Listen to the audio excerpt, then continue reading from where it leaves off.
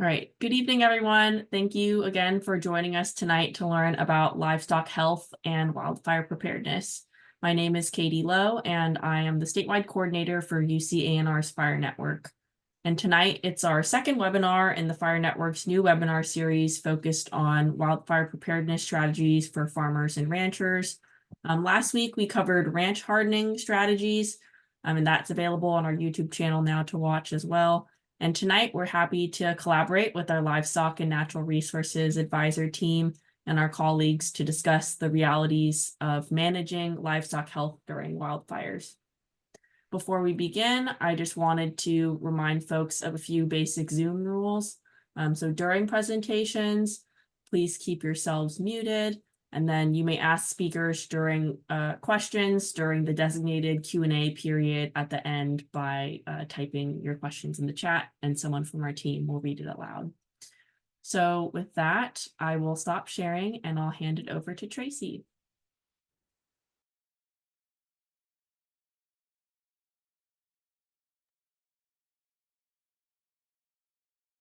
Good evening, everyone. Is that showing up okay, Katie?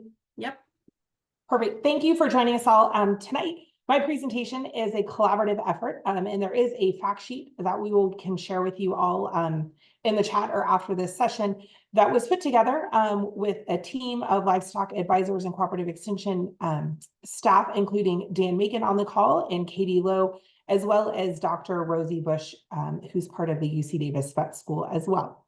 So tonight I'm going to talk about keeping livestock safe and healthy during wildfires. So first, we're going to go over a little bit preparing before a wildfire, tips on livestock health during wildfires, knowing the impacts, recovery, and just touch briefly on the Ag Pass, which is one strategy that can help producers keep their livestock safe during a wildfire. So Katie mentioned that there was another webinar on this topic, but just to highlight it here this evening, it's important to prepare before a wildfire. I'm guessing that most of you that are on the call this evening live in fire-prone regions, and wanting to cover both how to cover your business as well as your land and livestock to keep them healthy. And so just a few topics on preparing for a wildfire is to consider is, one, the home hardening side. Those tips are out there a lot about removing ignition sources, especially near your home, but that also goes for your barns as well and other agricultural structures. And so protecting those ag structures, including critical infrastructure, sometimes like wells that you might not think about. And so making sure that those areas of clean of debris that won't be able to create an ignition source to destroy that infrastructure. And then in general, the defensible space. And so in this picture here to the right, you see a livestock producer who's actually in the middle of the North Complex is actually out there deciding to create their fire break. And so this is important to create before a disaster. And so having those in places, whether it be, your roads that you're using as fire breaks, exterior fire breaks, and so forth. And so just creating that defensible space to help keep your operation, safe from fire, which will also keep your livestock safe, keep them safe. Other things to think about is just access in general, making sure you have address signs for fire personnel, that the roadway, the ingress and egress is clear for fire personnel and safety folks to get in and out. And another key one that we found during the Loyalton fire is making sure that the bridge weight loads. So in one instance, a producer wasn't able to access their property during a fire because the bridge had been taken out by emergency personnel. And so just some things to think about in prepping before a wildfire to help keep you, your operation and your land safe. And then flipping over to the business side, which is a key one that we have found after a lot of the fires in the area that I focus in Butte, Plumas, and Sierra County, is the paperwork element of it. And so one of the key tips is just having your livestock inventory for what's at what site or field or ranch, how many are there, what classes of livestock are there. Other tips as part of that is making sure that when you do have a third party come in and do pregnancy checks, whether it's via ultrasound or with a vet, is that they actually write down the number of head that they preg check so that you can have that data if you do incur losses to be able to put that into Farm Service Agency for relief. And we'll get into some of those resources that could be available to producers here in just a few minutes. The other one, a good tip and strategy to have is on your yellow slip, whether you're hauling them yourselves or having a third-party contract move your livestock, for those of you with cattle, is making sure that the date, the head, the class of livestock, where they're coming from and where they're going to is on that. So it's another form of receipt that you could have if you don't have general receipts. On the receipt topic is if you are making purchases of livestock, specifically bulls or rams, as part of your operation, is keep copies and documentations of those electronically. The same goes for contracts and agreements. And so a lot of times the stuff now today is on email, which is a digital form of backup. But if it's not, taking time to either scan those documents in and save them on a cloud-based service. There's lots of them out there, whether it be Google or Box or Dropbox, where you could access them if something were to happen to your house or your office, where that information is. And that's just a good general business strategy, especially with the challenges that we have today and the disasters that keep occurring. And on that, another option is just, backing up photos and having lots of good photos before a wildfire. Other tips to have to prepare for a wildfire, and I'm sure our panelists this evening will also touch on some of these topics, is monitoring those red flag warnings, which also goes for power outages and being prepared, especially if you're on a well that is powered by PG&E, perhaps. Being signed up for your emergency alert system in your county or the counties where your livestock are at is also important, not just where maybe your home base is. And then third is having a disaster plan. And so thinking about who would it be that you could contact, right? Whether it be your cooperative extension advisor locally or your ag commissioner to help you, neighbors.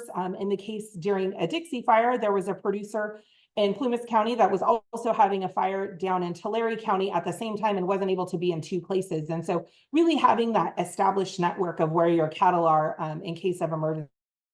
Thinking of a packing list, if you do evacuate or you're coming back in, if you're sheltering in place. And then third is just supplies. And I think Dan is going to put some of those resources in there, some guidance documents that we have developed as part of working with our local extension agent or our local clientele of livestock producers in the northern part of the state.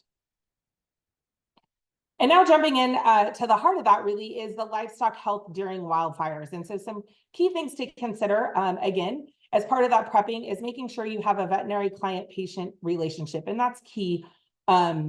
Today, there's a shortage of veterinarians, so it's important to have that relationship established and make sure to have on hand some options for pain relief and antibiotics if you do have livestock that incur fire impacts. That can also be part of telemedicine, right? If you're able to do a video call with your vet or a veterinarian and be able to diagnose the challenge and have options there. Because what we found, like in the Dixie fire, that it was weeks without access to UPS or postal service to get items shipped in. And so making sure that you have some of those tools on hand in case of a challenge. Another one that's really important is limiting stress during these fires and also how to reduce additional deaths. So one of the key things is, don't work livestock unless it's absolutely necessary. If you're planning on getting some out of there, getting them out of the fire zone, yes, put them in the corral, load them in the trailer, evacuate if that's part of your plan or management strategy. But if it comes time to just doing routine preg checking or vaccination, try to delay that to when air quality is not as bad as what it is that we've seen during some of these fires. As for additional dust, is making sure if you are feeding hay and it's dusty, making sure to spread that out as well and reduce the dust that could come from there, which can create additional irritants for those cattle. And then one of the big challenges that we have heard from producers is the smoke inhalation. And if you look here at the next slide, you'll see that during the North Complex that it was hazardous air quality. And so this is readily available data. You can look at it. Yes, it's for humans, but that's also transferable to our livestock, right? We don't want them incurring their lungs, incurring the same challenges that we are. So think about being safe yourself and keeping your livestock safe as well during these challenging times. And then the second element is, there's the air injuries, secondary impacts that can come from fires, but there's also direct impacts such as burn injuries. And so commonly we have seen those in livestock being the udders, hooves, and face. Sometimes that can lead to a lack of appetite. And so it's just, that may not come on for a couple of days or weeks even. And so it's something, if your cattle have been exposed to fire, is watching them closely for a number of weeks, really being cognizant of if they have that lack of appetite or lack of water consumption, and having a euthanasia plan in place before a disaster is important. Another thing to think about is post-fire is looking at breeding soundness exams on your bulls to make sure that they don't have any injuries. And as part of that, making sure to do a trichomoniasis test, especially if we've had commingling of livestock that can happen during these disasters as well. And I think Dan will add into the chat, there is a great webinar by one of the veterinary beef specialists on campus, Dr. Meyer, that will share that goes into a lot more detail on these burn injuries as a resource for livestock producers who are hoping to get a good plan in place before this year's fire season or future fires. So what do we know from the impacts? And so there's been a lot of fires recently across California that have impacted our livestock producers, and Cooperative Extension has launched a few surveys. And just to highlight a few of those, two of those surveys, the first one was a survey conducted by University of Oregon and UC Cooperative Extension that looked at animal health impacts, and some of those key impacts that we found from beef producers were losses due to burns. But we also saw from beef, dairy, sheep, and goat producers reported reduced consumption, poor weight gain, drops in milk production, and as well as beef cattle, sheep, and goat producers also saw increased pneumonia, lower birth weights, increased abortion rates, and unexplained deaths. And so this is really important to track if your livestock are impacted by fire, and it may be a potential. We'll talk about the FSA programs here in just a second. The other survey that we have done is what are the fire impacts that ranchers have reported in livestock producers. And so those top impacts are physical and mental health, business disruptions, infrastructure damage, and forage loss. And interestingly, 70% of ranchers impacted by wildfire did not use USDA disaster assistance. And so this is something really important going forward, is making sure that producers understand that there's programs out there, and hopefully creating programs that are more accessible to more livestock producers to be able to recover from future wildfires. So as part of recovery, like I mentioned, the FSA programs, there's a resource page on this that we can share as well, but Farm Service Agency, which is a part of USDA, offers assistance for emergency, for example, for burned farm ranch infrastructure, burned hay that was stored, moving livestock to alternative locations, providing alternative livestock forage. And so this is just resources that could be available. They also include loss of livestock. And so an important part of that is making sure that if you do lose livestock during a fire, is that they are third-party verified. And that can be from UC Cooperative Extension, Farm Service Agency themselves, or an ag commissioner are all able to go out and certify those losses. And then there are programs that can help you fix both interior and exterior fences, as well as repair other infrastructure. And so that's all through the Farm Service Agency as well. And then Cooperative Extension across the state has been helping livestock producers in different ways. And so some of those ways that UC Cooperative Extension has provided resources in local communities have included site visits. That's one of the top left-hand picture there, is out on a burned meadow, looking at how we could restore that prior to rain to prevent erosion with a livestock producer. And there's 3 of us livestock advisors went on that site visit to help provide some support to that rancher. We've also hosted workshops and pop-up offices to try to get more resources available to producers and help them overcome these challenges. We've conducted those third-party verifications, as well as created websites and fact sheets that can help producers guide them to recovery post-fire. So trying to simplify and ease that burden that producers face post-fire. And one of the other programs that Cooperative Extension has been instrumental across the state in developing and helping administer at different levels is the Ag Pass program. And so I'm just going to touch on the Butte County example. There's livestock and ag disaster pass programs in many counties across the state. For example, in Butte County, if you have over 50 head of cattle or 50 beehives, you are eligible to participate in the Livestock Disaster Access Program. These programs require a registration with the Ag Commissioner or Cooperative Extension, training annually, as well as an initial training. And it's really like, I like to explain it as a TSA pre-check. It gives you pre-approval to get in during a fire, for caring for animals if you're sheltering in place, or if you need to evacuate them once fire lines have been established and there's roadblocks. The whole purpose of this program is to not require additional resources, not impact emergency access, and again, understanding that it is not a guaranteed access program.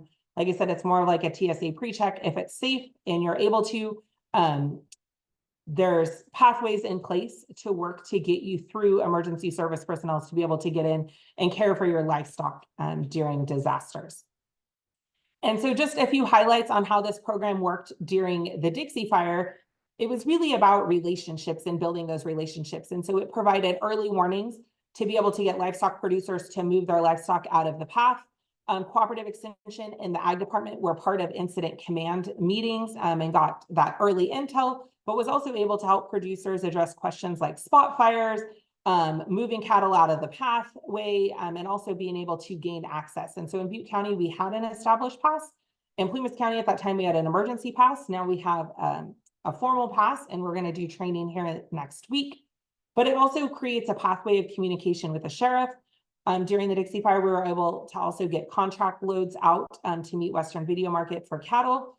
It was really focused on the challenging in place. Yes, we had challenges, but it was, and it's not 100% perfect system, but it's 100% better than what we dealt with during both the Camp Fire and the North Complex. And so I think it's one of those tools.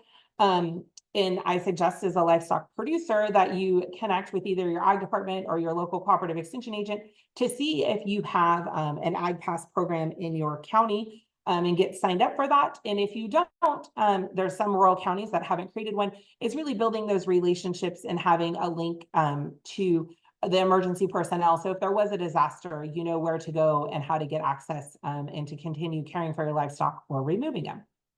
So I will end on that positive note and turn it back over to Katie. Thank you, Tracy. For folks that have questions for Tracy, you can feel free to type those in the chat and maybe she can answer some of them during our next presentation, or you can certainly ask them during the Q&A session. So now I will hand it over to Amanda Stasowitz for the next portion. Just real quick, Katie, just for Tracy to be thinking on, we do have a suggestion in the Q&A box about other types of infrastructure. So above ground tanks, pipelines, water troughs, those types of things that we need to address in our planning process too. Thanks, Dan. All right, Amanda, take it away.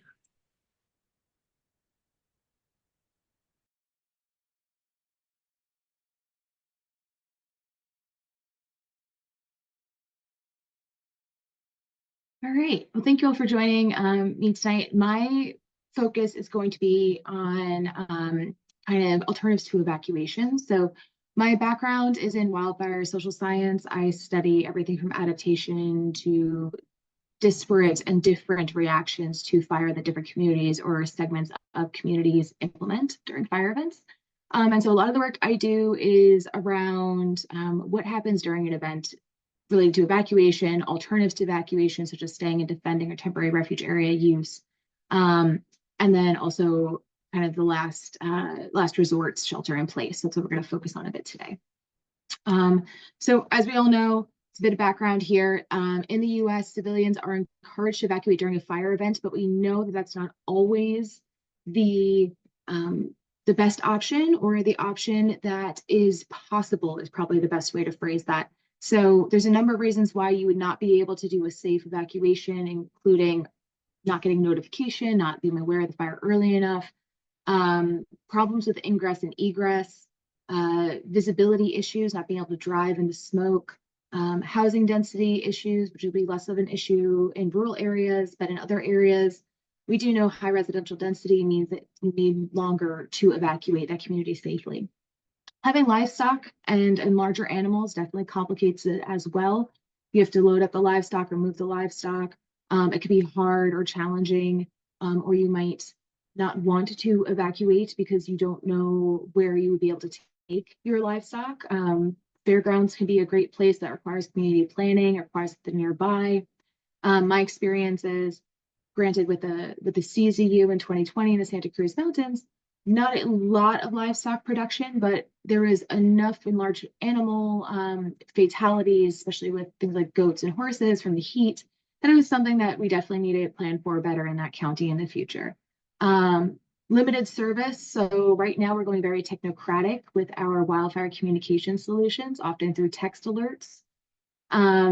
This is becoming problematic, especially in rural areas where you might not get service. And so we'll talk a little bit about that today as well, is what happens if you don't get a notification or don't have that ability to have the situational awareness to make those decisions. So broadly, alternative evacuation behaviors are often lumped into two, which is stay and defend. So people who plan to stay and defend their property during a fire, and then sheltering in place, which we're going to see that in the fire world or the fire community, we utilize the term shelter in place very differently across studies, which can even make it challenging to find out what we're thinking there as scientists. But shelter in place often means you're sheltering in a home or a safer location. This can be passive. So I'm a person who is, let's say, hypothetically, I'm a person who's disabled. I cannot self-evacuate without assistance. I need to shelter in my home passively without putting out spot fires in advance or after the fire, right? Which requires a lot more action on my part ahead of the flame front coming through or the ember storm, versus sheltering in place the way it's often implemented in the Australian model of stay and defend or leave early, where the idea is people to protect homes and homes protect people in that order. So if you're going to stay and protect your home, you're supposed to be putting out spot fires in advance of the fire coming through. You shelter in the home while that fire is passing to stay away from the noxious fumes and the heat. And then you go back out and you put out the spot fires on the structure or on the property afterwards once it's safe to do so. So there's a lot of kind of research going on in this alternatives to evacuation world. Now, when emergency managers are looking at this space, they're often dealing with like a county or at least a larger jurisdiction that often has multiple distinct communities within it. When you get into rural landscapes, it can become a little bit more homogenous just because you do tend to have more what I call working landscapes, peoples whose identities and livelihoods are tied to that landscape. But you do also have rural lifestyle type individuals living in those spaces as well, right? People who have come out and mostly are living out there for the nature, not necessarily working the land in the same way we have traditionally done. And so this is interesting to me as a wildfire social scientist, because I can go into different communities and look for patterns across them to kind of see how they approach evacuation and alternatives to evacuation differently. And so I've done work in all the community archetypes that we've identified to date. From formal suburban communities, we have a new archetype, city and industrial areas. So think, outskirts of Bay Area kind of context. High amenity, high resource areas are going to be maybe the ones you might even be familiar with because you might be intermixed with as somebody who maybe lives in a rural lifestyle working landscape context. Think your gateway communities to like Yosemite, or if you have national forests, national parks in the area, these are going to be ski hills and resorts, lake communities, golf communities that are mostly retirement destinations, could all be these types of communities. Rural lifestyle, again, are folks that are typically on that landscape to enjoy the nature and for rural living. And then you have working landscape, resource dependent communities. And that's the community archetype that I often find has really disparate approaches to in this expectation. So when we've done studies, for example, in high amenity, high resource communities or formal subdivision communities, we see often a larger proportion of the population that's surveyed intends to evacuate. When you get over to this side of the spectrum, to the working landscape side, you tend to see more intention to invoke alternatives to evacuation, largely because you have a different concern with that landscape and different things out there. So thinking about, is evacuation always best, and when is it maybe not best because it's not possible to evacuate safely, right? And so all these pictures are kind of different concerns we can run into when evacuating. So the part I want to talk a little bit about now is one of the terms I've been using, which is shelter in place. So we always want to say that the safest thing to do is evacuate early. Some people in certain contexts in fire-prone parts of the world decide to evacuate when they know they're going to have like a catastrophic fire danger day. So the weather just is going to promote, if a fire was to ignite, would be really challenging to manage and really deadly. So they're going to, get out of the area that day as a preventative action. So that's what some people do is they're going to leave early. For individuals that have, for example, asthma or other things, you might leave before you ever get a notification, right? Because you have the smoke quality gets so low, or the smoke gets so high that the air quality is too poor. And so you might leave before the fire ever threatens your community and is triggering evacuation notifications from your emergency management services. When we're thinking about shelter in place, there are communities that were following more the Australian model up until the late 2010s. To create communities where shelter in place is more possible, largely because of challenges with ingress and egress, this idea of one way in, one way out, or it'll be very challenging for me to get to a safe point. And so it can be implemented on a variety of levels. Sometimes it's at the community scale, and we can see this figure here kind of talks about how we think about some potential shelter in place points. So having a community refuge area, fire refuge area. So this might be an area that the community has identified as a place we're going to invest money and time and effort into making sure somebody could safely shelter there, and how many. Well-prepared neighbors' homes. So if my home is older, early 1900s, maybe not up to fire code, it's not going to be the safest place to shelter unless I've done a lot of restoration and remodels to it. But I know I have a neighbor that has built closer to the current wildland urban interface code, and their house would be better. How I'm going to come up with a plan to have a partnership with them that I can go use their house if I do get stuck and need a shelter in place. Does that mean we're trading keys? Does that mean I can go there when they're not there because they might have evacuated? How is that going to work? There are people who are also thinking about fire bunkers or other alternatives that you could put on your own landscape. Typically, as a last resort, that's what we're telling you to do for shelter in place. So in this graphic here, you can see it's typically situations when there are no other options available. Ideally, you're going to a neighborhood safer place or a place of last resort. So these might be areas that the community has identified and retrofitted. So I've seen homeowners associations or even just rural communities come together and say, this person has a paddock that they keep grazed down and pretty clear, or it's bare earth. And we're going to let people go in there. And that's our goal, is to clear that out. And they're typically working with CAL FIRE and OAS in a way that lets them kind of take some of the precautions necessary to make that an area of last resort, that if people get stuck, they can go there. Other things or places that I've seen communities utilize: schools with big irrigated soccer or football fields, agricultural areas. People often will think going to water. It is one of the recommendations that comes up when you look at the shelter in place literature. Things like pools, rivers, reservoirs. You definitely need to think about the topography of that space and kind of your proximity to fire-prone vegetation when opting to use those spaces. It can still get very hot, and you need to think about some of those things. The farther you get away from this early evacuation, gets you out of the area, the closer you get to this red side, the higher your risk for the risks that come with that, right? So we definitely want to try to avoid this. But if you end up in a situation where you need to do these things, it's best if your community has planned in advance and you've thought about this. What happens if I can't evacuate? So temporary refuge areas and areas of last resort are terms that some people utilize in the fire space. Some fire professionals have different language they want utilized because it has some overlap with wildland firefighter safety practices. But typically when you're looking for a space, and these are some of the recommendations that Fire Safe Marin has, and that's a great resource, is you're often looking for areas that are open locations free of unburned vegetation. This could be a really wide parking lot, a ball field, and then, like I mentioned earlier, a house or commercial building, if it has been, if it has been built with fire safety in mind, or, is newer, has been built up to those codes, doesn't have vegetation right next to it.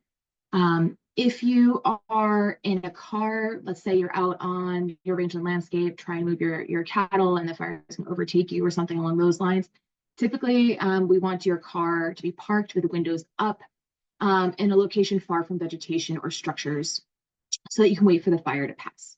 It's typically better to stay in an area that can shelter you, such as a car or a building or a structure, because that keeps you away from that radiant heat and those fumes. And ideally, especially if you're in a grass, that hopefully that fire is moving fast enough that this is just a short temporary thing to do, right, while that flame front is passing. So if your community does not have any pre-planned areas, there are some counties that are thinking about this quite a bit, Marin being one, Yuba being another, Butte being another, that I've seen a lot of community wildfire protection plans starting to integrate these ideas of areas of last resort or temporary refuge areas.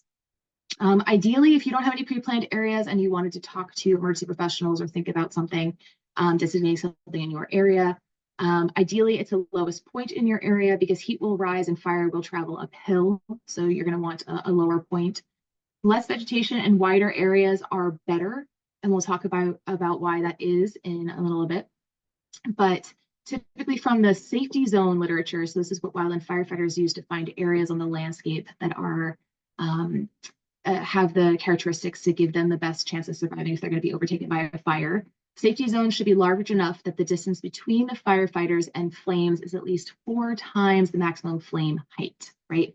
So what that's saying is it's not just the vegetation around you. You need to think about how high those flames might be. And then you want your area to be at least 4 times the dimensions of that maximum flame height that you're anticipating for a safe sheltering point.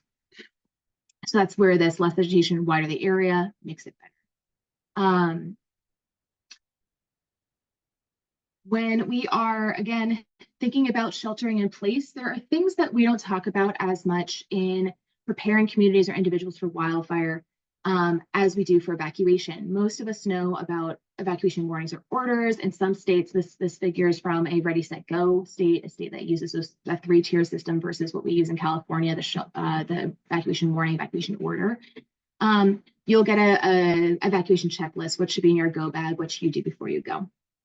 And for a shelter in place point, if you get stuck, if trapped or by a wildfire, you should stay away from outside walls. Patrol the inside of your home for spot fires and extinguish them. Make sure you're staying hydrated, have water on site.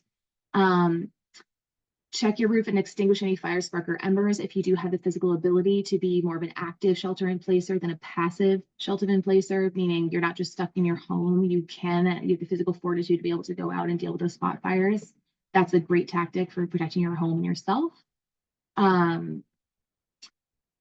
Some other stuff we can tell you to do is to make sure you stay calm and keep everyone who's with you together. The challenge during a wildfire as you are sheltering is that you may not have prepared or thought about what a fire sounds like or how a fire will feel. And we saw with the Black Saturday fires in 2009 Australia, the biggest fatalities were the folks who had decided to stay and defend and then tried to evacuate late, potentially because of mental fortitude, or they realized that the conditions were outside of their scope of what they wanted. It's hard to say whether those people would have been better off sheltering in place, but it is important to think about mentally preparing for some of the things you might feel during a fire and to keep staying calm.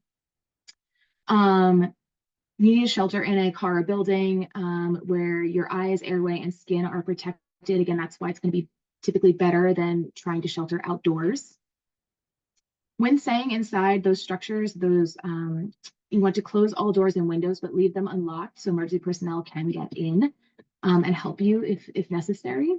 Other things we want to think about is doors and windows, but make sure you're also thinking about some of the other ways that embers could get into your home. So or the structure you're staying in, right? So make sure garage doors are closed, vents are closed, pesky things like pet doors. If you have a cat door or a dog door, those are also things you're going to want to seal up before implementing shelter in place, or even evacuating your home. It's going to increase your structure protection. You want to keep things like your cell phone and flashlight on you. And if you end up in a space where the flame front is passing, you want to stay away from those walls, ideally in a room where you're protected or separated from outside air, and stay closer to the ground if necessary, if you do see smoke or experience some of that heat.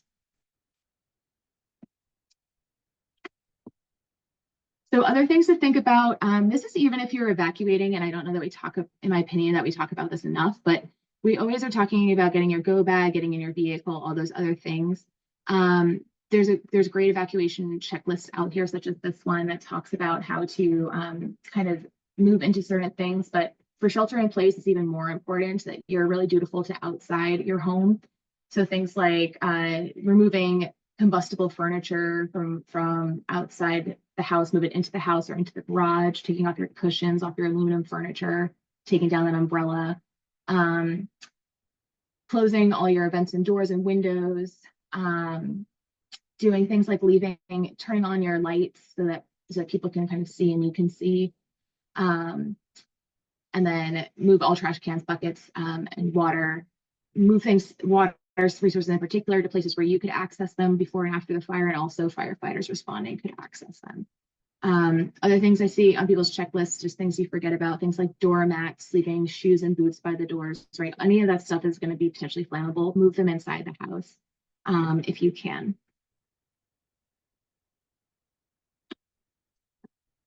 Kind of the last things I want to talk about, especially if you're thinking about this scenario of being stuck in a place where you might have to be implementing alternatives to evacuation. Also, just coming from a space as somebody who does a lot of work and research in wildfire communication networks and how notifications occur or sometimes don't occur in rural areas due to cell phone coverage service, et cetera. If you don't have some kind of redundancy in how you're going to get notified, it can become problematic. I've seen a lot of communities move into this kind of approach, and by this approach, I mean figuring out alternative mechanisms for sharing information during a fire event. So following the CZU in the Santa Cruz Mountains, or really the 2020 fire season in general, I've seen a lot of communities kind of start investing in radio communication, whether that's bringing back amateur radio or getting a grant to get everybody radio so they can communicate better, especially in the absence of good service. And especially in rural communities where your cell phone service is tied to your having electrical power. Because something that we struggle with in these spaces is when a public safety power shutoff happens and you then also lose cell phone service, how are you getting notifications? And so I've seen communities with a good amount of success starting to utilize radios where they just talk to each other in the evenings, or they're practicing using them as a way to explore new methods of communication. It also allows for people who have that radio and maybe have service elsewhere to share information, or for people, I saw it used on the CZU in the Santa Cruz Mountains in 2020 as a way that people would hike to the top of their mountain and get information from their child who's in the Bay Area, much more plugged into news networks and the internet, and then relay it to them, and they were able to disseminate it to their community through radios. So this has been utilized quite extensively. I've found in rural spaces, often through community emergency response teams. I've seen some range improvement associations be that kind of spearhead this. A lot of counties, there are grants out there that can help you acquire these things. And so that it's made into some CWPPs, community wildfire protection plans, whose radio frequencies are what. So that I've seen this as a way, in the absence of cell networks working, this being a way that communities keep up and maintain situational awareness and kind of the ability to communicate during a fire. Another thing that's come up recently is watch duty. So for those of you who have not heard of this app before, it's a way to get more information more readily. So we've found that a lot of our official sources of information like OES and CAL FIRE, they have to go through verification processes often before they can share information with you. And a lot of people trying to make evacuation decisions want more information. And there's this a lot of us do what's called data mining, or where you go and you try to find the right information out there on the internet before you make a decision. Watch Duty is an application that's now spread to a good chunk of the US West that will do everything from get you notification to start synthesizing all that information in one place for you. So they're listening to the radio chatter and they're communicating as much as they can to you through that app. So you can often get more updates more quickly, as well as kind of this consolidated information of links to OES, links to the Forest Service, links to the BLM, whoever is responsible for that fire or has different information going out there. And so I've seen this used quite well on several fires since they started up a couple years ago. And finally, kind of the last thing I like to chat about. So I got my start in the fire world working with ranching communities in southern Idaho that were creating rangeland fire protection associations, which in truth is an alternative to evacuation.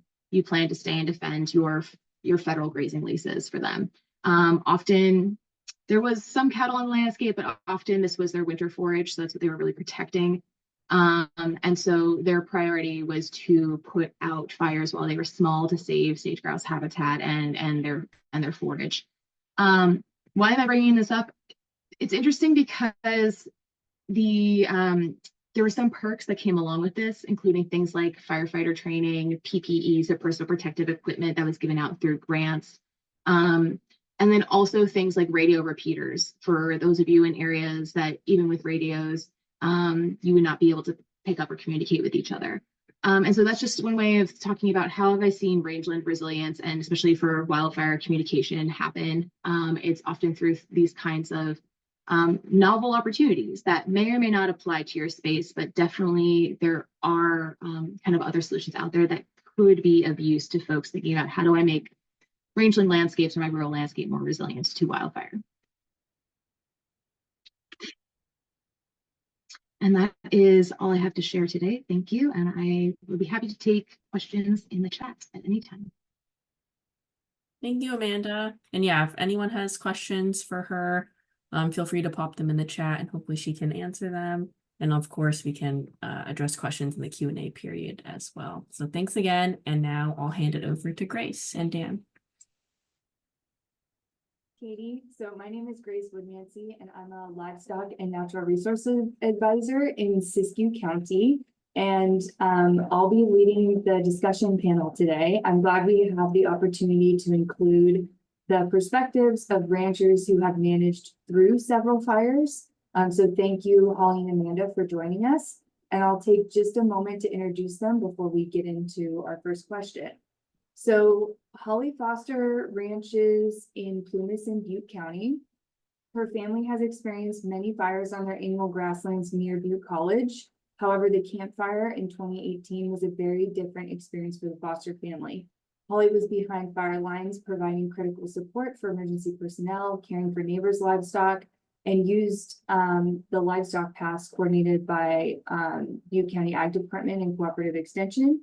The Dixie Fire burned surrounding communities and impacted access to their cattle as well. Again, the Foster family utilized their ag passes to maintain operations on irrigated pasture during weeks of evacuation orders. And Holly worked with Cooperative Extension to coordinate getting semi-trucks behind lines to maintain livestock contracts. Amanda Rainey is a 6th-generation rancher from Horse Creek in Siskiyou County, which is just north of the Klamath River in far northern California. Amanda and her family run cattle on both private and public lands in a region that is extremely vulnerable to wildfire. In the past 12 years, the ranch has burned 7 times and was particularly impacted by the Gap Fire in 2016. In addition, Amanda is a range management specialist for the Forest Service out of Paisley, Oregon. So she's been on the front lines of several wildfires, both as a federal land manager and as a rancher. So getting into our first question for discussion tonight, I'm hoping you can share a little bit more about your ranch, where you're from, and what fires you've experienced. And maybe I'll kick that to Amanda to start with. Hi. So obviously we live in Horse Creek. Where I work for the Forest Service in Paisley is Southeast Oregon. It's about 6 hours away. And so there's definitely been summers where I've had to choose the fire, you know, whether I deal with the professional side, dealing with fires for my permittees up there, or if I need to come home, because we're under severe threat down here. We've been through like 7 different fires. Some of them that we've been under, you know, a leave now evacuation. Some are just warnings. Some have affected our allotment more than our ranch itself. I think the more you go through them, right, the more familiar you get with how to handle it. And I've been through several evacuations in Paisley as well. And Holly, same question to you. Can you share a little bit more about your ranch, where you're from, and what fires you've experienced?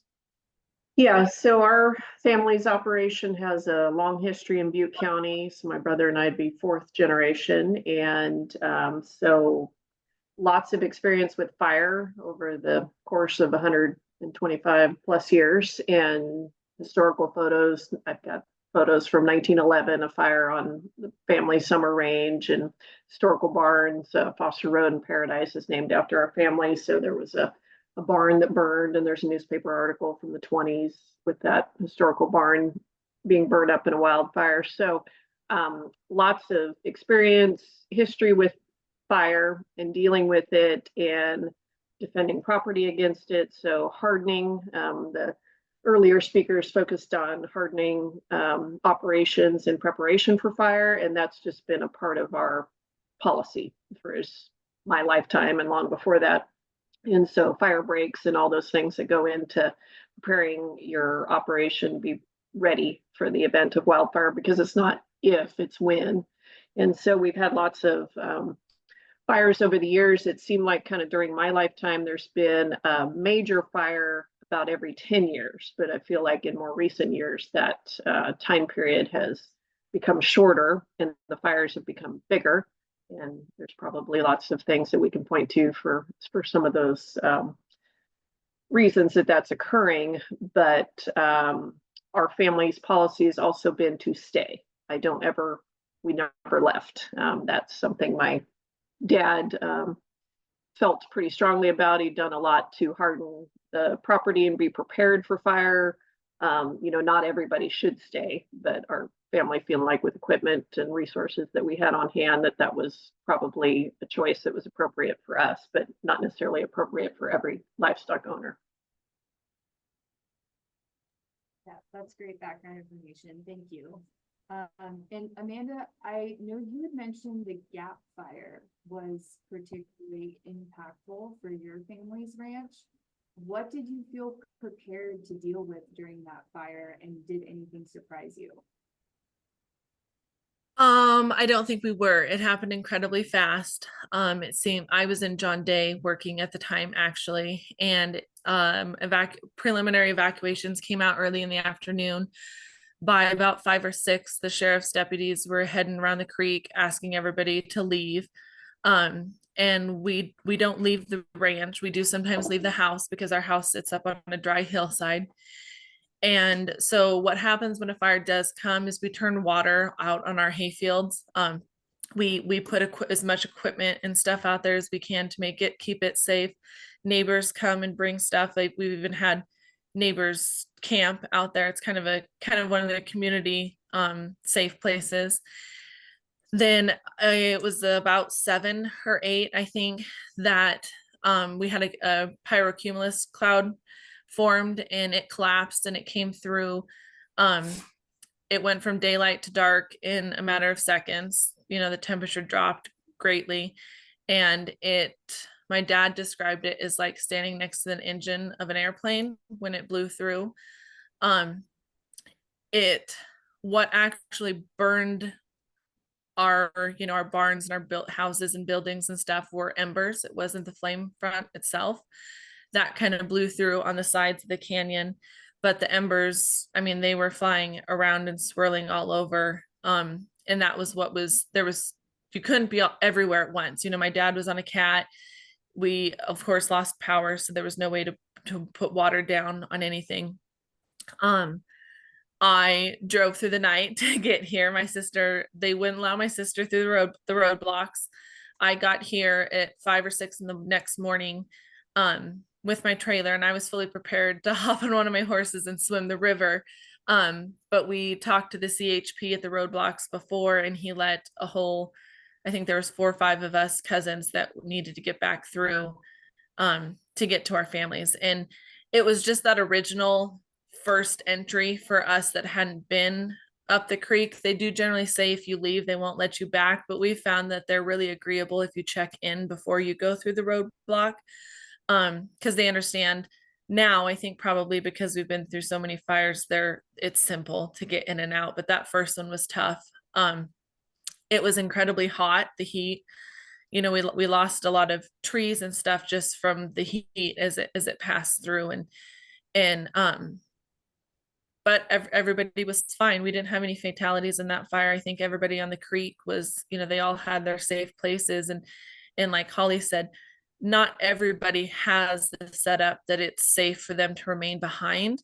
So it's certainly, we don't want to give people a false sense of safety, but you know, I think that's important, is to identify, do you have a safe zone that is truly going to protect you in the event of a fire? After, you know, because in fires in the past, we've had lead time. So, you know, my dad's gotten on the cat and he's gone around and put in dozer lines. You know, there's things that we can do to prepare if you have time, but some of these fires, they blow up and move so fast, you don't have any time to prepare, you know.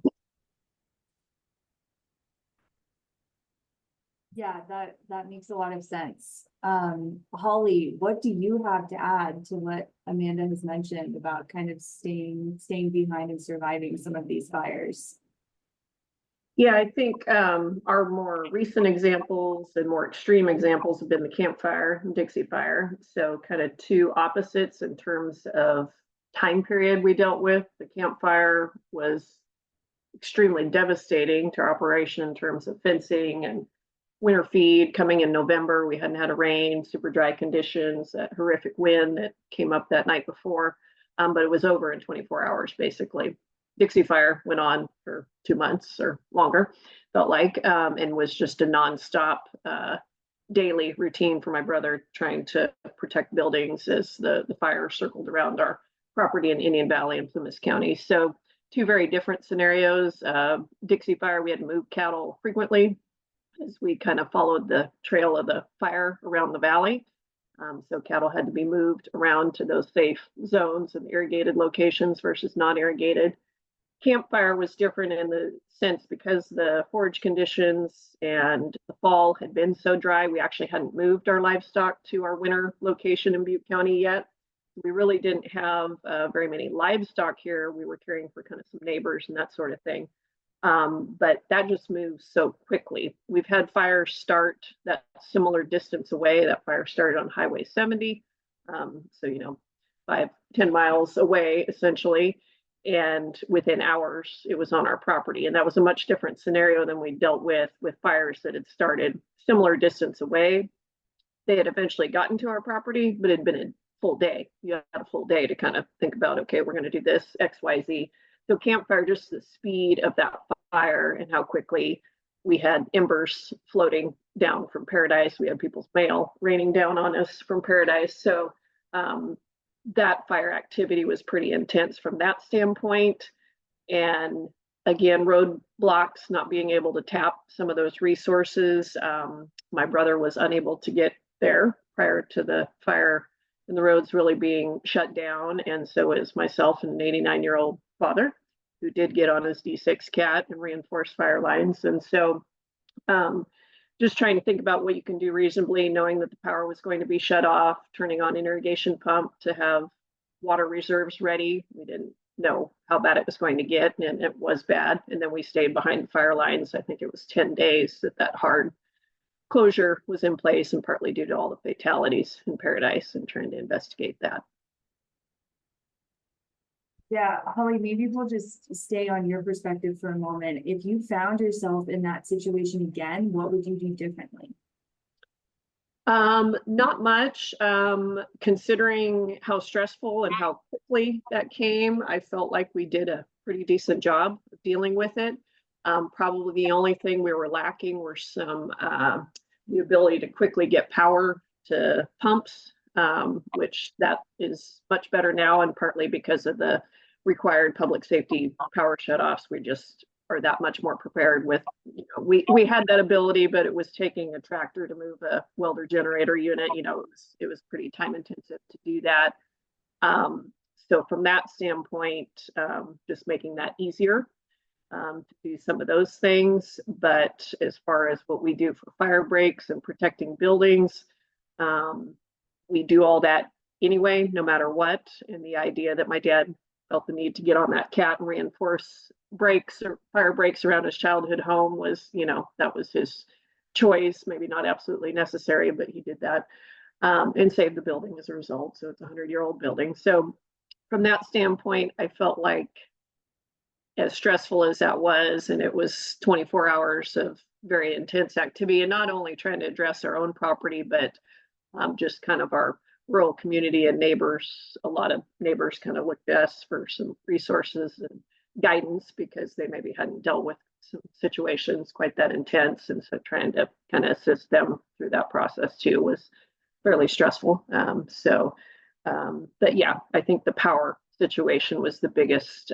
thing that we've done to correct and improve since the campfire.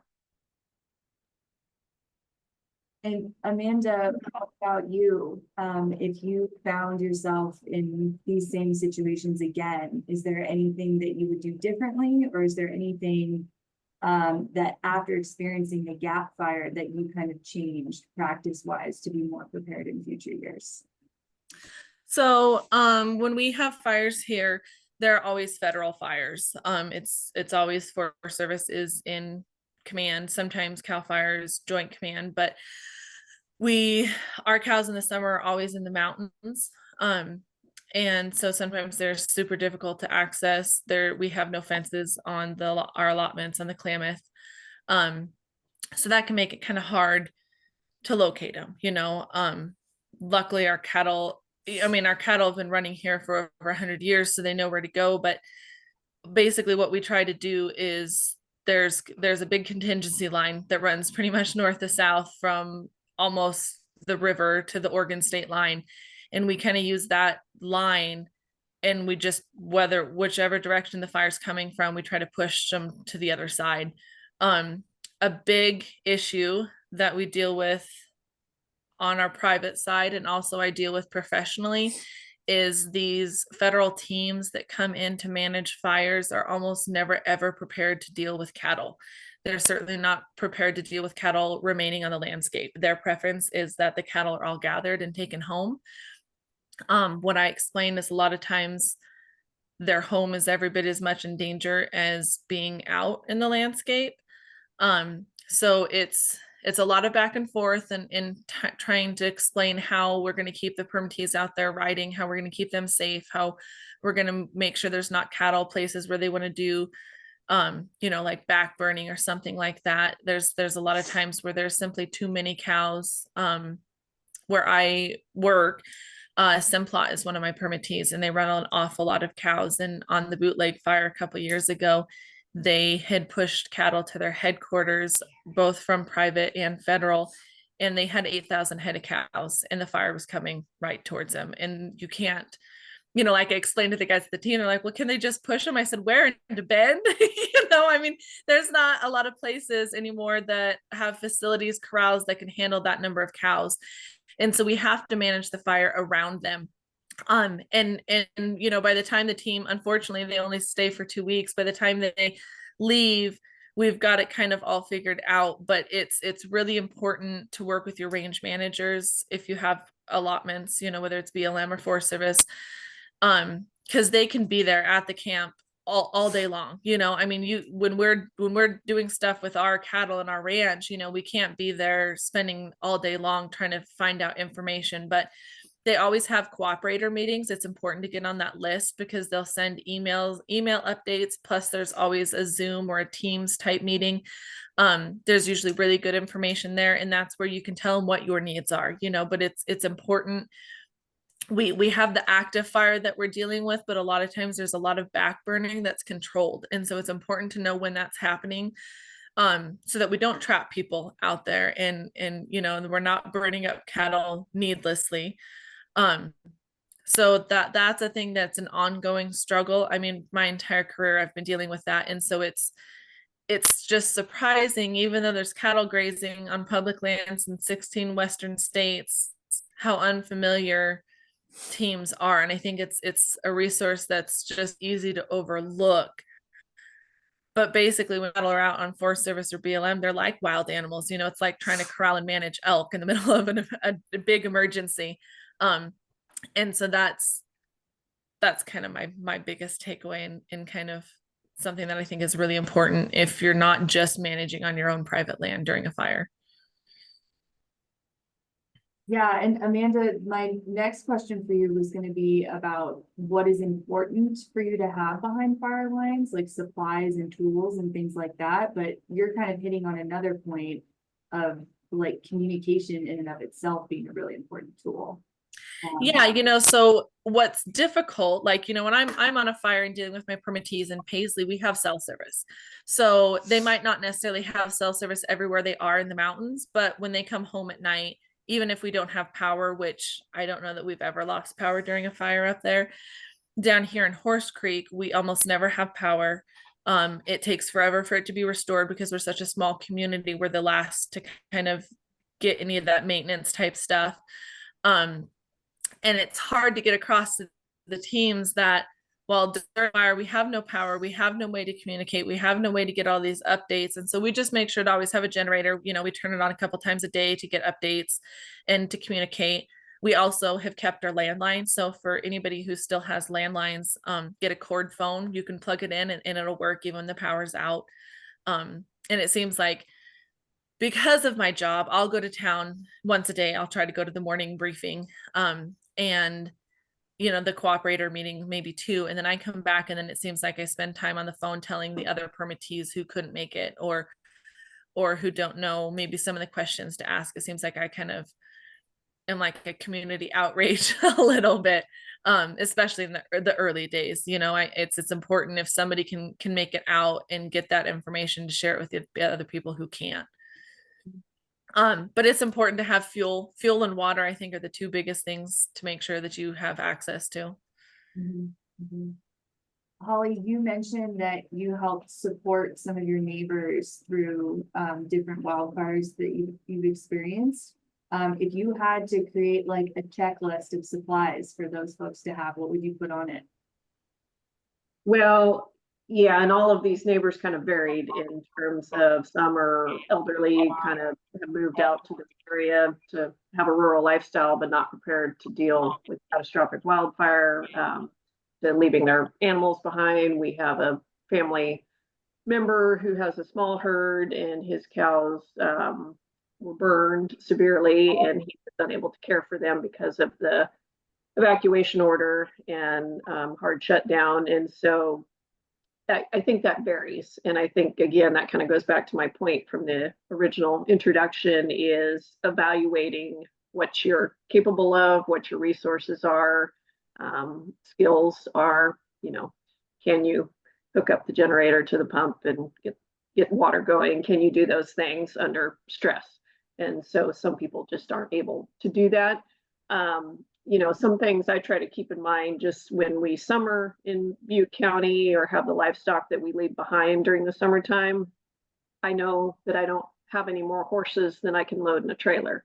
I've got green spots that the bulls that we leave behind during the summer, there's safe space for them to be at. So we kind of have put a lot of thought into the livestock that do remain behind in Butte County, where the fire risk is that much more significant than on our irrigated mountain ground. So trying to think through those things. And so I do have a lot of acquaintances, you know, with horses, not necessarily ranchers, but, you know, can't catch a horse, those types of things. And people really need to think about that if they're going to live in a rural interface and be in a fire prone zone. Think about, can you leave your livestock behind, your horses behind, and do they have a safe green spot or a spot that's safe, or can you catch them quickly enough to get them evacuated? And people don't really think about some of those things until it gets into that pretty dire situation. And Paradise and the Campfire was very dire. And so, you know, people had to leave with what clothes on their back, and that was all they could do. So I think as people, that's just part of our jobs, is maybe some of these long time landscape managers and part of cooperative extension, trying to educate those folks who have moved to this rural interface, who maybe don't necessarily have that experience in their back pocket or that long history of living in an area like that. Yeah, and as someone who does have a lot of experience living and working in a rural area, where do you find your real-time wildfire information to keep yourself safe during fire season, Holly? Yeah, I pay a lot of attention to social media, and we had a Butte WX spotter because we always watch fires. As a kid growing up, it was listening to the planes flying over. I could tell the difference between a bomber and just a regular plane. And you got used to that and watching CAL FIRE helicopters and those sorts of things. And so as social media grew, and we had a site that's local to Butte County that they monitor all the scanner traffic. And so the day of the campfire, that was my best source of information. They were immediately reposting every evacuation order and how quickly that fire was moving. And so from that standpoint, that was a huge resource and helped us realize how quickly it was going to be on our property, and not just judging it by the smoke. We always pay attention to smoke. I could smell smoke pretty accurately. And so Dixie Fire was different in terms of how long it went on. So watching the PG&E cameras and those things, those resources were there until in some instances they were destroyed. But that has been a huge change in how we deal with fire and feeling a lot more informed about it, thankfully. So, historically growing up, we had a scanner, but it was something we got away from keeping around. Also relationships, lots of relationships with CAL FIRE personnel, lots of relationships built with law enforcement, especially our Butte County Sheriff did an excellent job during the campfire. We already had a relationship with those agencies. And so when the CAL FIRE chief came to do his mandatory evacuation order, he already knew that we weren't planning on leaving. So, just having those relationships in place, especially if you are a significant landowner or maybe a resource in a region, it's important, being involved with your County Cattlemen's Association and trying to create those relationships that will definitely serve you well in these types of instances. And so, for example, Butte County had a daily press conference, is I think within 24 hours after the fire happened. And so those were informative for us too, as we tried to navigate just being behind that evacuation order and what we could do and couldn't do, and trying to get folks in as we needed to take care of some livestock, not only ours, but other people's, because they weren't able to get to their own cattle. Yeah, it seems like that's been a theme in all of the presentations we've heard today, is the importance of relationships for getting through an emergency. And Amanda, I know you already touched on that a little bit with how you're getting information, both for the ranch, but also for your job and kind of serving as a community liaison in some ways. Are there any other sources of real-time wildfire information that you find particularly valuable? Yes, there is. There's several. A really good one, especially on federal lands, is NCWeb, and it's ncweb.wildfire.gov. That's always where if you talk to a federal firefighter, they're going to direct you towards that website. So I use that one. There's also NIFC, NIFC.gov. That's another one that shows a lot of information. The camp, the team, they probably don't want, loads of people just flooding into camp, but they have liaisons. And so if you don't have anybody to contact, you can always go in there and ask for the liaison, and then they can help you and direct you to people. I have had, especially on the bootleg fire, depending on the teams, sometimes the ops guys directly are happy to talk directly to ranchers, and you can't get any better information on what's happening to a fire than the ops chief that's directly out there on the ground every day.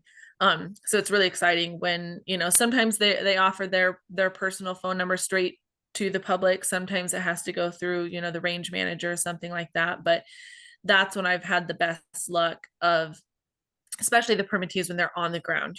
They call them at 5, 6 o'clock in the morning and get real-time information, including the weather and how long maybe they can safely be out there. So the Watch Duty app really is super handy. Another app that I really like is the Fire Weather and Avalanche Center app. So that one generally I think will show you, if I recall, it'll show you the hot spots. So they do like kind of the LiDAR flights, and it'll show you where the heat is the strongest on the fire. And then, so, because some of the apps like the Watch Duty app gives you the fire perimeter that's produced every day, but that doesn't mean there's active fire burning along that entire perimeter. So especially if you have a fire that's heading towards you, it's nice to know, is it red, meaning it's actively burning and is moving? Is it yellow, orange, meaning it's kind of quiet and it's slowed down? Those I found those to be pretty helpful. Then Facebook too, there's usually a Forest Service or BLM page. Teams a lot of times will set up their own page to share information on. The sheriff will have information shared on their page. There's usually some kind of, like in Siskiyou County, there's the Siskiyou scanner that runs anything that comes across the scanner. You just have to kind of be careful. You have to kind of ferret through that information and figure out what is actually accurate, because it is easy sometimes, especially if a fire blows up. You can get a little panicked if you believe everything you read, or during the McKinney fire, people in Waurika thought that the fire was going to reach them, any minute, and it was still 20 miles away, and so it's easy for people, I think, the first time they've been exposed or somewhere close to a fire, it's easy to induce incite panic pretty quickly. But there is good information, but it's time consuming, right? So it's kind of nice if you have enough people in your family or your community that somebody can spend time doing that while you're out, actively caring for animals and doing things like that. Yeah, good advice to take everything in that you can, but be discerning at the same time. And and Dan posted some links to those resources that you mentioned, Amanda, in the chat if anyone wants more information. Wrapping up with our final question here for you both.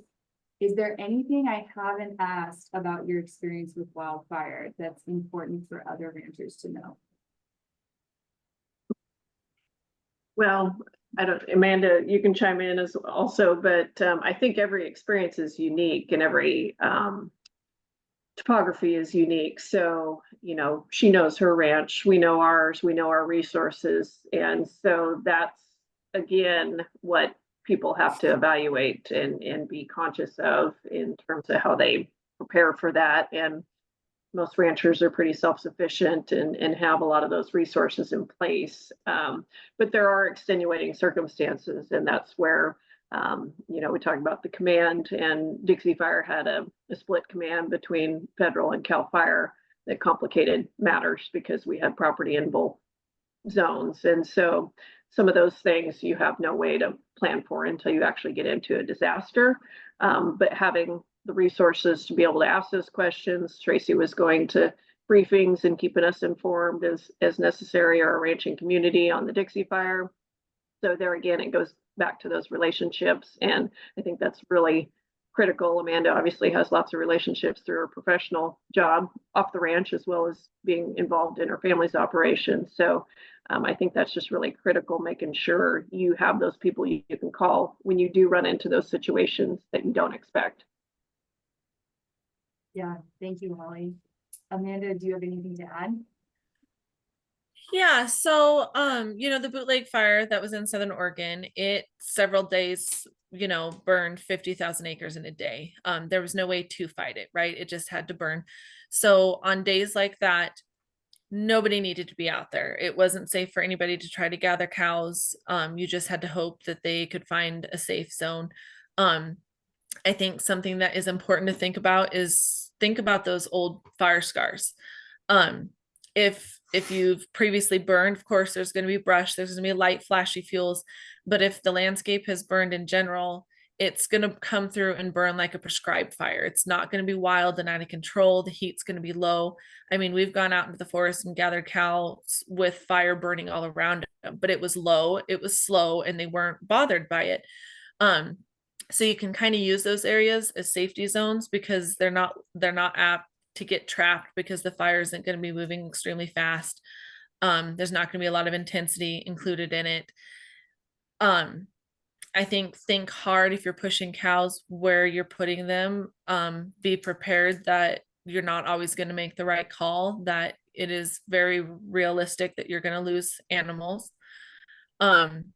Try to keep in contact with somebody tied straight to the fire so that if you're out there gathering and moving cows and winds shift or something like that, the intensity of the fire picks up, that you have some way to kind of know, if you can, that you can get out, because the last thing you want to do is get trapped yourself. And we have an advantage over firefighters from outside the area, that we know the country, we know alternate routes to get out, we know places that are going to be safe that they're not going to know because they've never been there before. But I think being mentally prepared, we had a permittee that lost an awful lot of cows on the bootleg fire, and the euthanizing part was really hard. It was tough mentally. And I think that's, I'm extremely emotionally tied to our animals. And so that's really tough for me, is admitting that we can't necessarily always save them all. And I think that if you can prepare yourself for that ahead of time, it might be a little less heartbreaking if the time comes.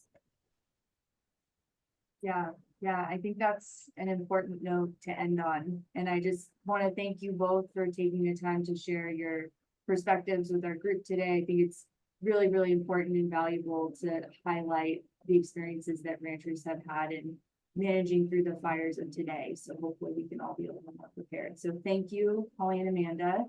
And I think Katie is now going to lead us in a Q&A session. Yep. All right. Thank you so much to Grace, Holly, and Amanda for sharing your insights with us. So now we're going to kick off the last portion of the webinar, which is an open Q&A session for all of our speakers tonight. So Amanda, Tracy, Dan, Holly, Grace, and Amanda, if anyone has any questions or anything we talked about today, feel free to type it in the chat and we can address those right away. I do see in the chat, we did have a question from Ken, who said generators, gas powered, storage of fuel, propane tanks. Has anyone had a fire ignite on property because of neglected fuel tanks or not thought through hazards like mowing when conditions are very dry?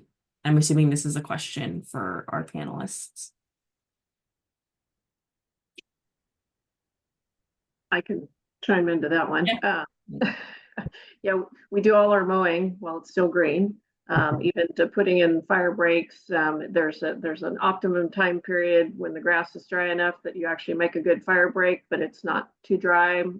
Early mornings, all those things. I mean, that's where that fall feed that we leave behind, or dry feed that we leave behind, is what we come back to in the fall. So it's part of our feed supply. It's important to our livelihood. So we are pretty conscious of those things. Fuel tanks are in a very safe zone with lots of clearance around. And so those are all things that I think as rural landowners that most of us hopefully have thought through as we put in those mitigation measures and do all those practices. I mean, that's just part of our business model to protect those resources, use some of that common sense, which does lead to the frustration with the insurance cancellations when we are doing so many things to mitigate fire loss.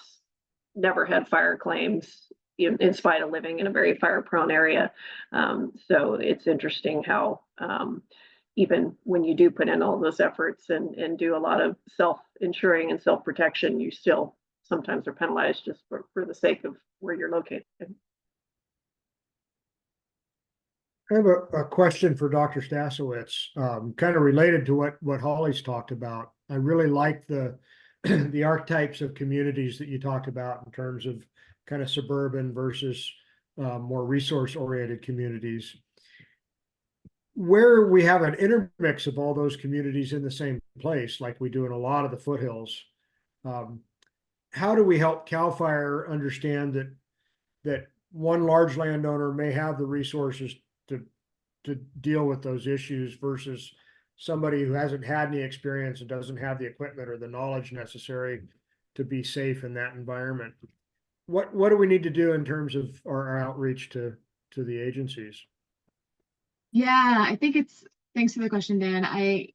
Working with the ranchers in southern Idaho and eastern Oregon around regional fire protection associations, right? It's calling back to the 50s and 60s when there used to be fire caches out on the landscape, and ranchers were encouraged to put that fire out early so that the agency, it would take them a while to get there, right? Versus the liability that started showing up in the 1990s and why that practice started phasing out. And so I think there's kind of this, and I've seen the agency culture in different units start shifting, even just in the last 3 or 4 years, around this narrative around when we tell you to evacuate, we will always be able to tell you. And I'm already seeing them starting to budge a little bit on the conversations around temporary refuge areas.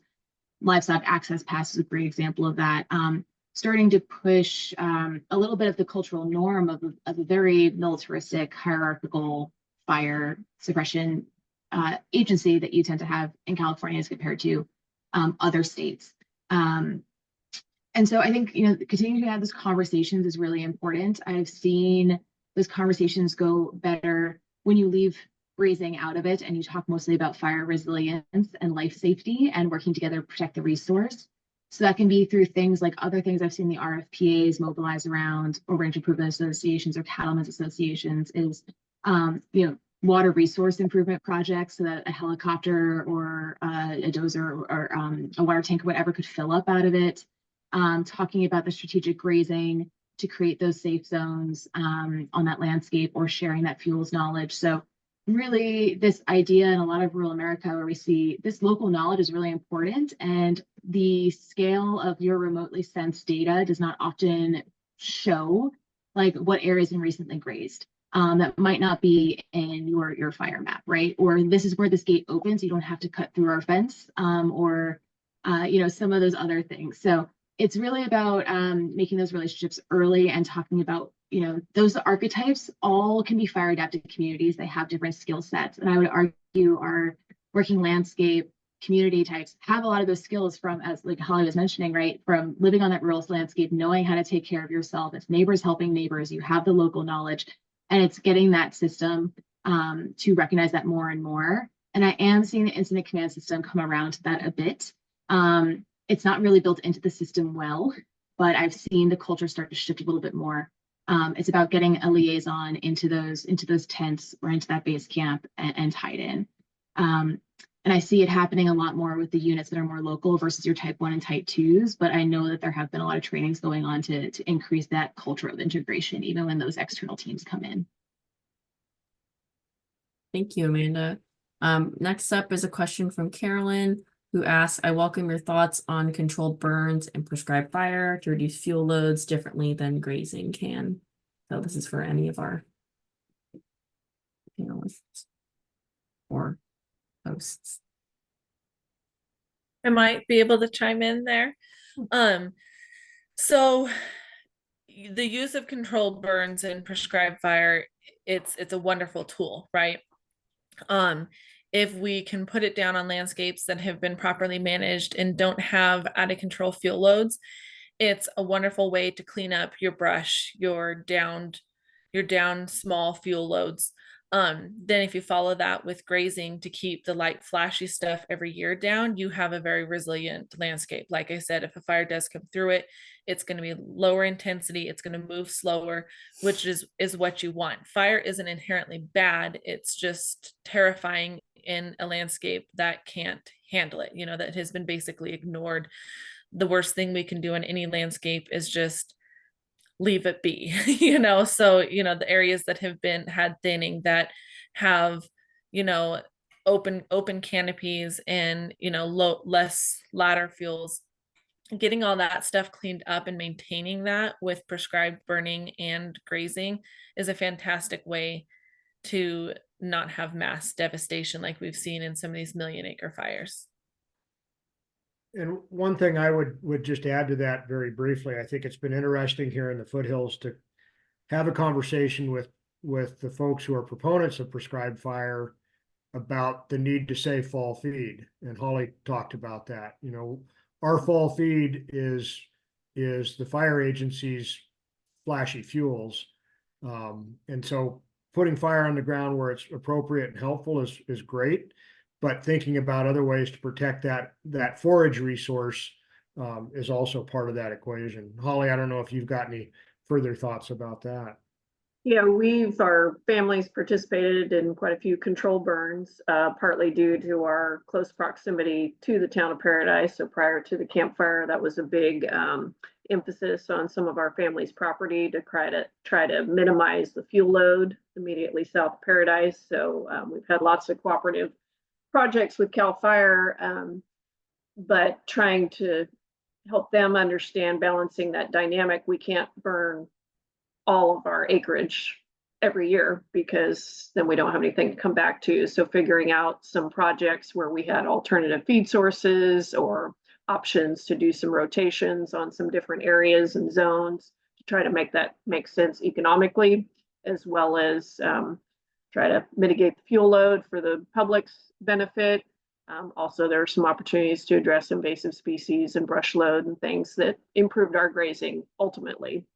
But that first year can be a bugger if it burns up everything. So that's the control burn aspect is something that you do hear that a lot, you know, just 100% application. We had an absentee landlord that had agreed to a control burn without letting us know until we kind of, luckily, personnel with CAL FIRE let us know. So then we were able to have that conversation of we can't burn the whole thing unless there's some alternative feed options for us to come back to in the fall, or we just lost half our grazing season. So there again, education, we've got that rural urban interface and a lot of folks who've come in and bought these properties that don't necessarily have that information and as part of their background. So to try to help them understand that isn't always the only solution. Thank you. All right, our next question comes from Bob, who says, does everyone attempt to carry fire extinguishing equipment on their gear, such as Indian fire extinguisher? And he sent a link to a backpack pump. So anyone want to take that? About June 1st, I always have a backpack pump and a fire tool in the back of my truck and maybe a chainsaw.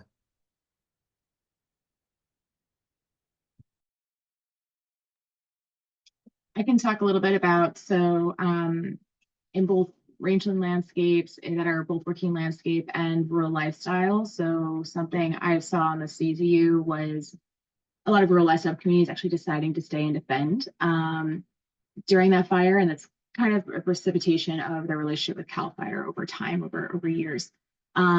And so there are, in the mountains, in those areas, it was the communities doing everything from getting like, a Yamaha with a water tank on the back. I've seen folks that already have, things you might use for spraying pesticides or herbicides and filling that up with water during fire season, being able to take that out with the right wheels or and the right setup. I've seen folks in those mountain communities, especially ones with good dirt bike or kind of motorbike populations, that they're just rigging things up themselves as well. So whether it's the backpack or some kind of sprayer. So it kind of ties into the earlier question as well around people potentially doing hazardous activities like mowing on red flag days, not realizing that that's a no-no. People starting to carry fire extinguishers on their lawnmowers with them in case their blade hits a rock and starts something. So just that's kind of some of the stuff that I've seen people do as steps to be able to combat a potential ignition. Thanks. And yeah, for folks who are on Zoom and able to access this, I just pasted a PDF of the fact sheet that Tracy mentioned earlier in her presentation, and it includes a list of supplies to carry with you if you find yourself going behind fire line to look for your livestock. So Stephanie, I think you'll have our last question of the evening. Yes, hi. Thank you everyone for presenting. I am here with the California State Assembly. We are planning on doing a lot of outreach for the assembly districts. And so one of the questions I had was in regards to the ag pass. I know that it does vary by county, but do you guys have any maybe like a starting point to like ag pass outreach materials that you guys might have, or any fact sheets that would be relevant to share out to the assembly districts. I think that this would be very beneficial right now, and specifically in the Central Valley.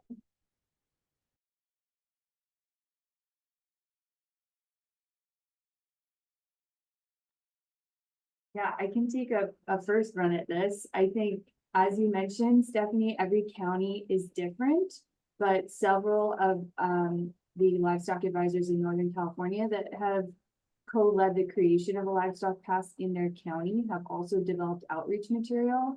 I think Dan, Tracy, and I have all worked on some outreach, like fact sheets and one-pagers that might be really useful for your audience.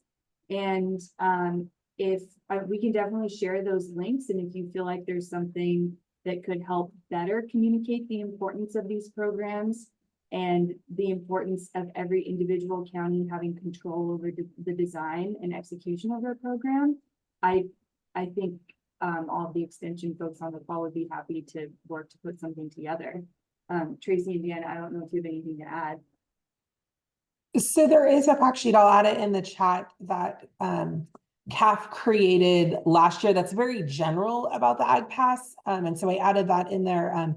They reached out to me. I don't know what other livestock advisors they connected with, but it was a very general one. But like Reese said, they're all a little bit different. You know, and it depends on how they operate, what they cover, who the lead contacts are, how they're administered. And so I think there is a lot of variation. And I think that was one of the things when the programs were designed to make them fit for their local community. For example, in Butte County, it's, you know, 50 head of beef cattle and 50 beehives.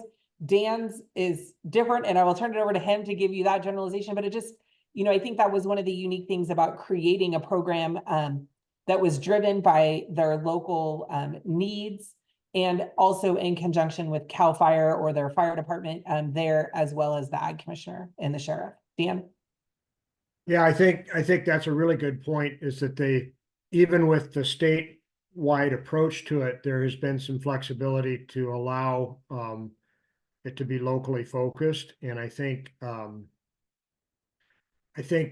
in our case here in our part of the foothills, and I think most of the programs that I'm familiar with engaged the local ranching and farming community to develop criteria for qualification and to really engage in kind of what the program would look like.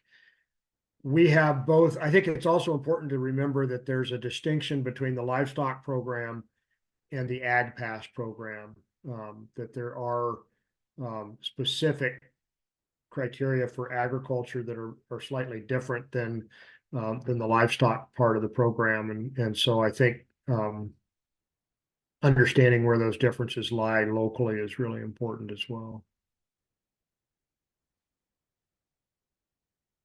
Great. On that note, it is a little after 7:30, so I want to thank all of our panelists and our speakers and our livestock advisors for joining us this evening to chat about preparing your livestock for a wildfire. If you signed up for the webinar, which all of you did because you received the link, we will send out a lot of these follow-up resources to you all in an email later this week, and as well as a link to the recordings that will be posted on our YouTube. So thank you so much to everyone for coming out tonight, and I hope you all have a great evening. Thank you. Thank you.